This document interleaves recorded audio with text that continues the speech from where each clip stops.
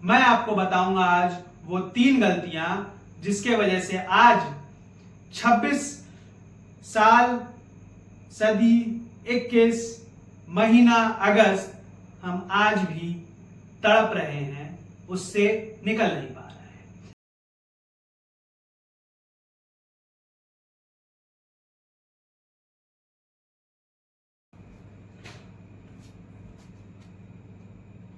अगर भूटान हमारा buffer state था तो एक बफर स्टेट हमने आजादी के कुछ साल बाद ही खो दिया था। वो बफर स्टेट था तिब्बत। साल था 1952 जब तिब्बत पे पहली बार आक्रमण किया चीन ने और भारत ने तभी नई नई आजादी पाई थी। भारत ने तिब्बत का साथ नहीं दिया और साल 1954 में तिब्बत पे चीन को आधिकारिक हक दे दिया पंचशील समझौता से। वो हक जिसने आज तक भारत की नाक में दम कर रखा है। मैं आपका दोस्त और होस्ट लौटा हूं पास द पावर के एक नए एपिसोड में, जहां जिस सीरीज में हम बात कर रहे हैं इंडियन जियोपॉलिटिकल मिस्टेक्स की, ये है उसका तीसरा एपिसोड, चाइना की चालाकी। साल था 2020 जब गलवान वैली में हमने अपने कुछ जवान खोए। साल था 2017 जब डोकलाम पे स्टैंड ऑफ हुआ और साल था 1962 जब भारत ने चाइना से मुंह की खाई। ये वो दिन है, ये वो साल हैं और ये वो जगहें हैं जिसको याद करना हमें हर दिन हर पल चाहिए, क्योंकि हमने कुछ गलतियां की थी। गलतियां की हमने चाइना से रिश्ता निभाने में। मैं आपको बताऊंगा आज वो 3 गलतियां जिसके वजह से आज 26 साल सदी 21 महीना अगस्त हम आज भी तड़प रहे हैं, उससे निकल नहीं पा रहे हैं। पहली गलती, जैसा कि मैंने कहा, तिब्बत हमारे लिए बफर स्टेट था। उस पे जब चाइना ने हक जताना शुरू किया, हम नॉन अलाइंड होने का दावा भी करते थे, पर हमने तिब्बत को साथ नहीं दिया और एक बफर स्टेट हमारे पास से चला गया।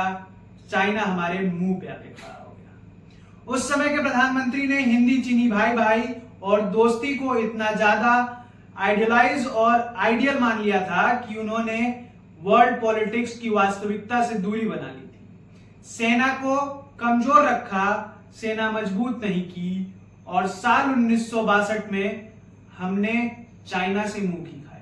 मैं यहां शब्द मुंह की खाई इसलिए यूज कर रहा हूं क्योंकि आपको यह दर्द फील होना चाहिए कि हम जिसने सदियों की गुलामी झेलते हुए दुनिया की न्यूक्लियर पावर्स को हराते हुए आजादी पाई, वो एक चाइना से अपनी कूटनीतिक गलती की वजह से हार गया। चलिए अब हम आगे चलते हैं।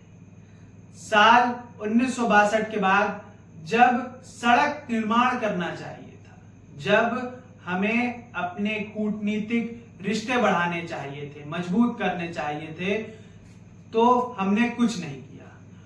बेल्ट रोड इनिशिएटिव, इस इनिशिएटिव के तहत चाइना ने अपने आप को मजबूत बनाया, अपनी सेनाएं और सीमाएं मजबूत की। हम बैठे रहे और यह सिलसिला चलता रहा 20वीं सदी तक और 21वीं सदी की शुरुआत में भी हमें यह देखना पड़ा और यह झेलना पड़ा।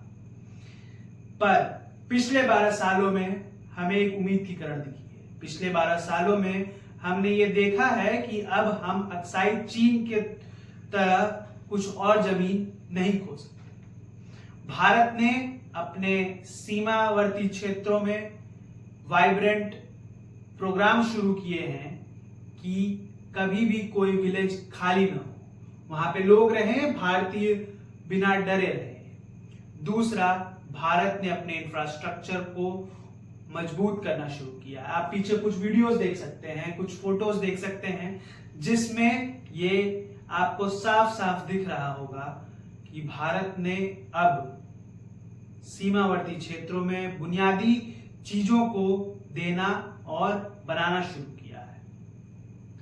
आज भी भारत का ज्यादातर हिस्सा सेना पे खर्चा होता है। मैं ये नहीं कहता कि सेना जरूरी नहीं है, पर क्या पता हम ये कुछ गलतियां ना करते तो हमें सेना इतनी मजबूत करनी पड़ती, पर इतना खर्चा नहीं करना पड़ता जो हम हर साल वहां पे अपने सैनिक खो के देते हैं। वो पैसा हमारे यहाँ आम जनता के बुनियादी इंफ्रास्ट्रक्चर में लगता, हॉस्पिटल्स में लगता, स्कूल्स में लगता, और क्या पता टैक्स भी हमारे यहाँ भारत में कम होता। साल दर साल चाइना आगे बढ़ रहा है, और मेरी पिछली वीडियो में जिसमें मैंने भूटान की बात की है उसमें आप देख सकते हैं कि चाइना कितने पास पहुंच चुका है। बेल्ट रोड इनिशिएटिव को मैंने चाइना के चक्रव्यूह में भी बता चुका हूं, जिसका लिंक आपको डिस्क्रिप्शन में मिल जाएगा, कि बेल्ट रोड इनिशिएटिव और CPEC China Pakistan economic corridor से चाइना हमें कैसे घेरने की कोशिश कर रहा है। भारत को अब व्यापार में बैलेंस लाना होगा, आत्मनिर्भरता बढ़ानी होगी।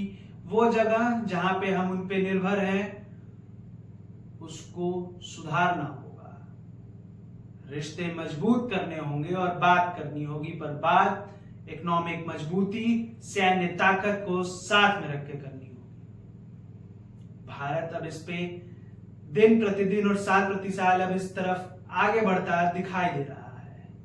कैसी लगी आपको ये वीडियो कमेंट करके जरूर बताएं, और ये याद रखें कि हम कुछ दिनों में 80 साल स्वतंत्रता के मनाने जा रहे हैं। जय हिंद, जय भारत।